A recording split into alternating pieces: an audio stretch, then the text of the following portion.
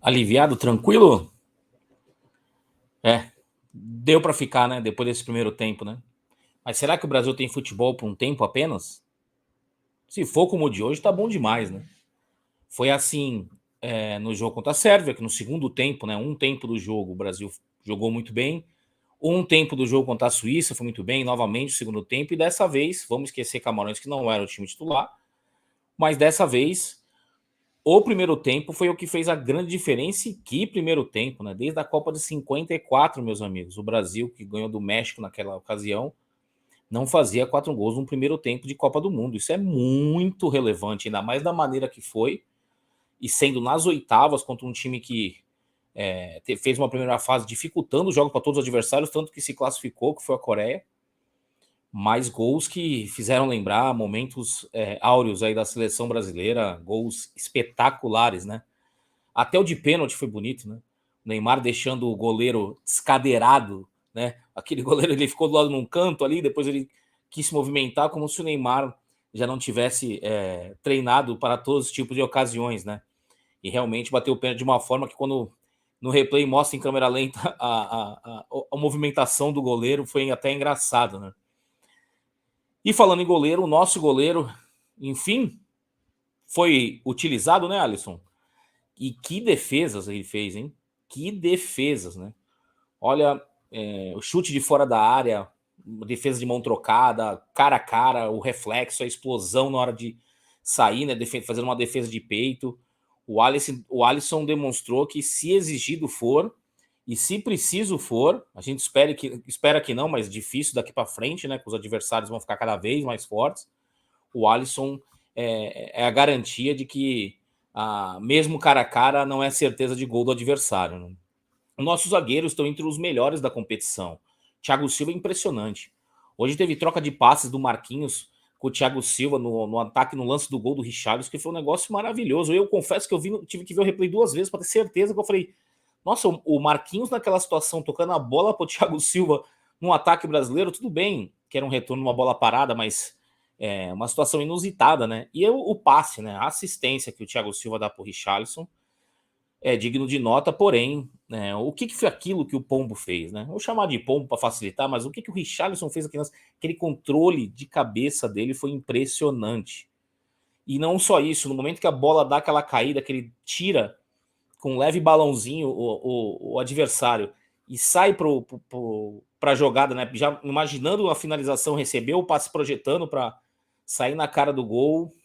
Olha, foi impressionante assim. O Richarlison na Copa do Mundo está sendo um atleta que está fazendo algumas situações que, mesmo os seus melhores momentos no clube, difícil equiparar, né? Completando o sistema defensivo, né? Já que eu falei do Alisson, falei do nossos zagueiros que estão muito bem. O Marquinhos uma hora deu uma bobeada que o Alisson acabou salvando, mas, poxa vida, o que é um lance perante tudo que o Marquinhos fez até aqui na Copa, né? E completando o sistema defensivo, os laterais barra zagueiros, né? Eles não comprometeram, né? O Militão já tinha cartão amarelo, acabou sendo substituído.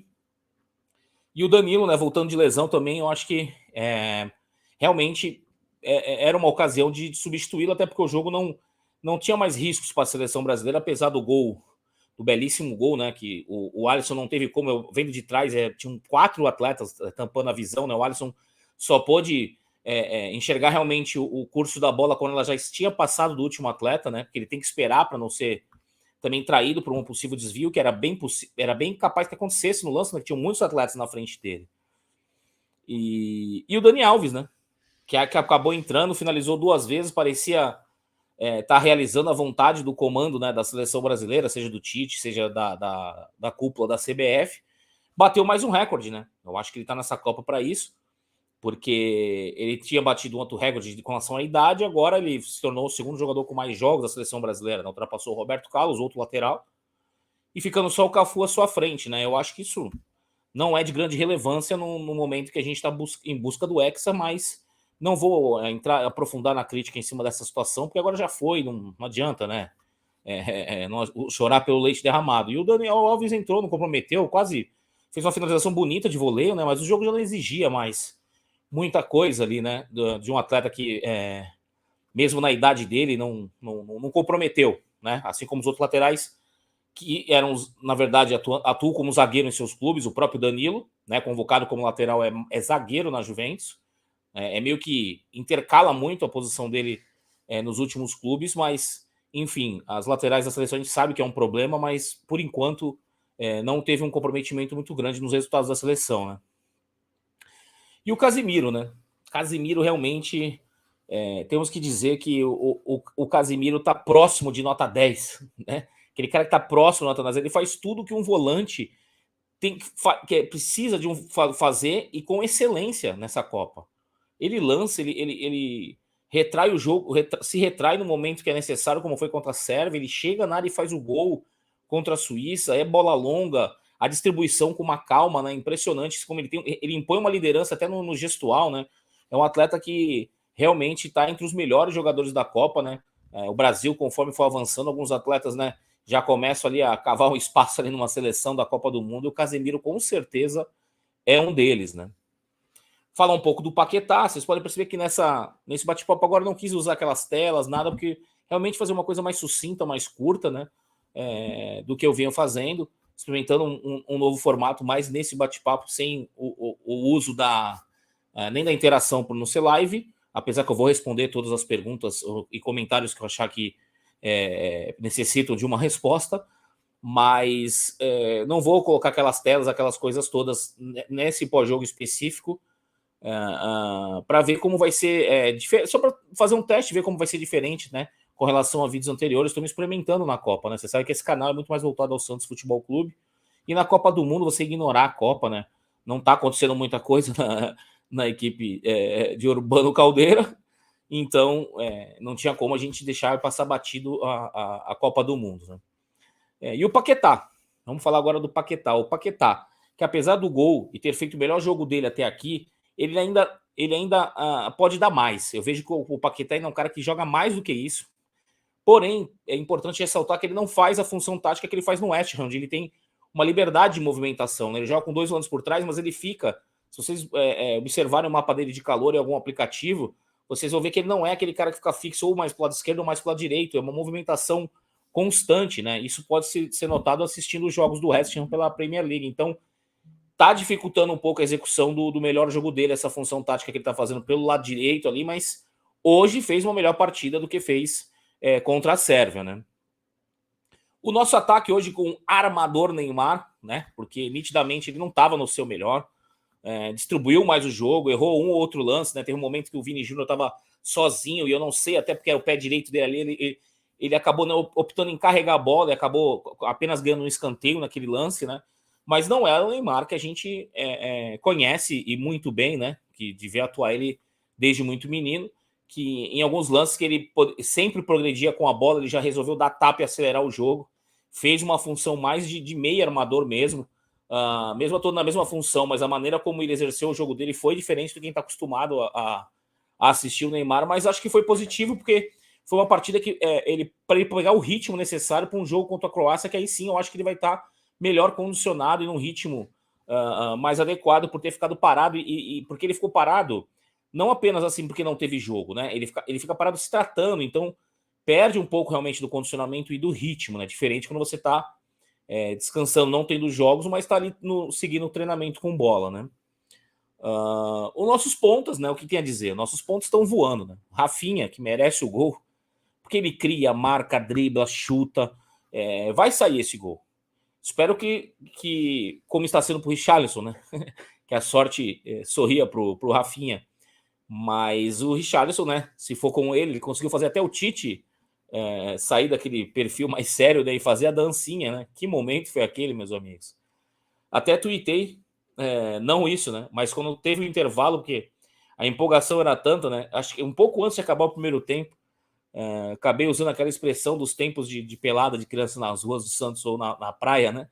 Daquele 5 vira, 10 acaba, né? Porque quando tava 4-0 no primeiro tempo, que o Brasil ainda teve mais uma chance com o Richarlison, a empolgação foi tanta que acabei usando essa expressão de garota e do 5 vira, 10 acaba, mas muito exigente, né? 4-0 tá ótimo. Podia até ter acabado o jogo, né?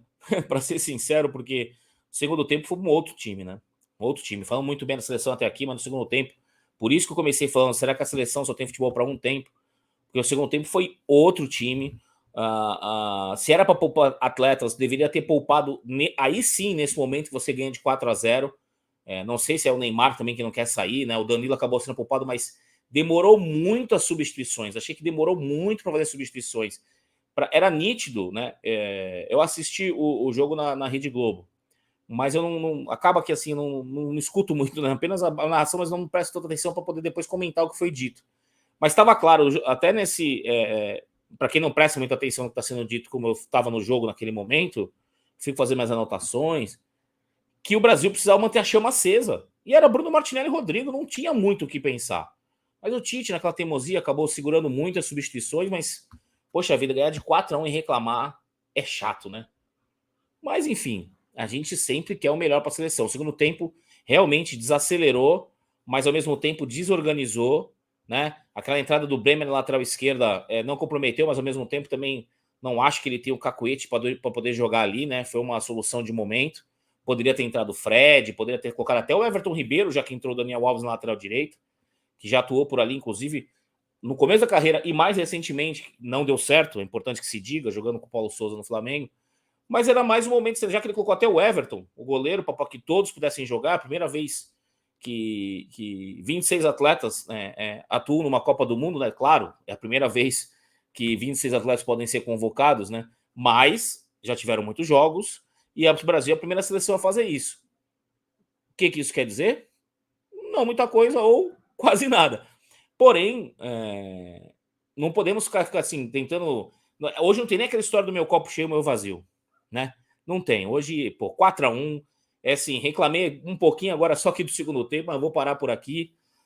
Vou analisar mais a Croácia e depois vou contar para vocês sobre os caminhos do gol, né? Como que o Brasil pode ganhar da Croácia e o que o Brasil deve temer dessa seleção da Croácia na próxima sexta-feira. Tá ok? O vídeo curto, se tira o curto aqui para ser mais sucinto realmente, porque o que a gente viu hoje agora é ficar vendo o replay dos gols da seleção brasileira e relembrar de gols de outros tempos, né? Como Copa de 72, Copa de 70, os golaços do Romário, do Ronaldo, do Rivaldo, enfim. Hoje tiveram gols que vão ficar marcados na história. Beleza, gente? Beijo do gordo. Até a próxima. Amanhã tem terça-feira. Eu e meu amigo Ademir Quintino. Deve ser às 9 da noite, não sei, ele ainda vai confirmar. O rapaz está corrido, hein? Ademir Quintino tá correndo mais que notícia ruim para cima e para baixo. Tá gastando toda a sua verba em pedágio. Não é isso, meu amigo Quintino? Um grande abraço a todos e até a próxima.